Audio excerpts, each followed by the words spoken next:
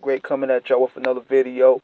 And before I go on, I want y'all to follow Dope Blends at DOPEBLENDS at Instagram. If you want to get the freshest cut, the freshest lineup, and you in the LA area, stop by that barbershop. That man is gonna hook you up with the best. So with this topic here, I want to touch on beta males or alpha males. What are the difference? The difference between beta males and alpha males. There's a lot of that going on at the top, so I want to give my public opinion on what it really means. See, alpha males, they provide, they protect, they don't surrender. They don't play by certain people's rules. They're not trying to be accepted by everybody. Whereas with beta males, they trying to get accepted by everybody. They're trying to fit in into other people's world. Whereas an alpha male, he creates his own world, and he allows and he brings people in his world. Like either you accept them or you don't. A beta male is somebody that will want to fit in a clique or want to be down with a clique, so they change who they are. Alpha males, they take it as you like me, you love me, or you don't. I'm who I am. And see, we have a lot of beta male energy that's trying to be pushed in this country. And I believe it started around the time where Donald Trump got in. And when people don't like what I'm going to say, but I feel that even though I don't follow his policies, I don't agree, I didn't even vote for the man. But you can't sit there and tell me that he doesn't represent true alpha males. Like, I consider him to be the last of the Mohicans when it comes to being bold and standing up for what you believe in and not being apologetic. Because let's be real, they was trying to push that line. This is where their whole toxic masculinity BS came from after Trump got in. So then all of a sudden, that's a threat to what they consider their plan. The plan was to religiously get Hillary in there so that way they could really push that line of the beta males being the forefront and the woman being the dominant one. But see, Trump getting in there kind of put a nix on those plans. So now, any man that showcases strong manhood, stand up for itself, is considered a target. And it's double when you're a black man. It's much worse when you're a black man and you stand up for yourself. Because in our community, beta maleism is looked upon as being accepted. Women run basically the black community in a way. And where do you think this caused? What do you think happened with that? Well, you got to look at history.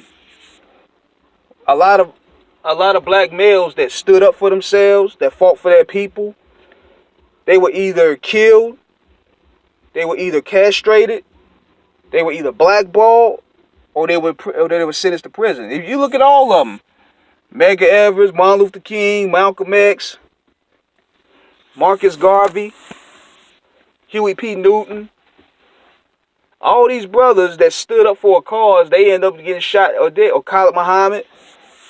So, in fear of that, a lot of brothers, they either bow down or they submit.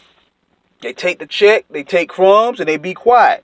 Because there's a lot of scrutinism going on. If you speak up for yourself, you speak your mind. That's why they hate Trump. That's why, in a way, they hated Suge Knight. That's why they hated 50 Cent. That's why they hate Dame Dash to a degree. That's why they hate a lot of people that actually make bold statements and don't really be apologetic about it. Because we live in that pop-ish and apologize type era.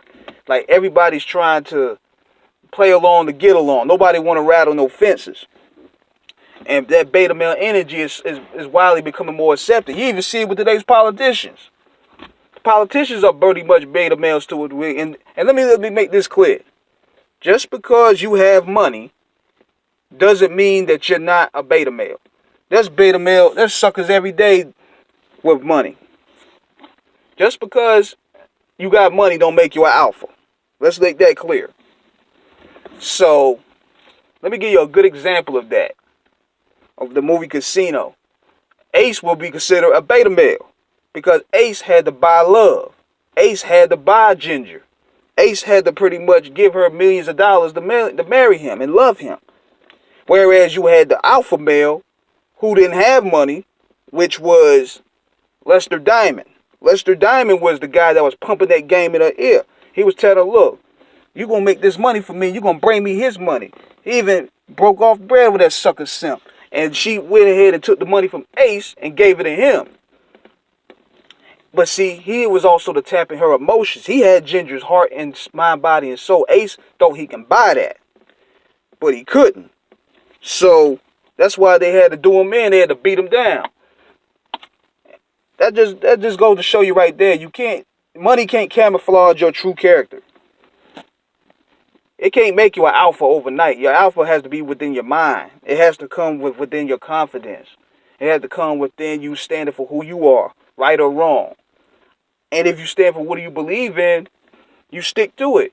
You don't sit there and just bow down, or you delete a tweet, or you apologize for something you truly believe in. That's a sucker to me. And this is what the new world is ushering now. So that's my opinion on that. And I want to give a big shout out to Kim Kirby for what pretty much put me on to this topic here. Because I feel there's a lot going on in this world. There's a lot of beta maleism that's happening. So, what is your definitions of beta male and alpha males? Like, what are your two definitions? Who do you feel represent those characteristics? You can name politicians. You can name rappers. You can name R&B singers. You can name whomever that you feel represent those qualities. So, feel free to subscribe. Feel free to hit the like button. Spread the message. And this is King Eric signing out.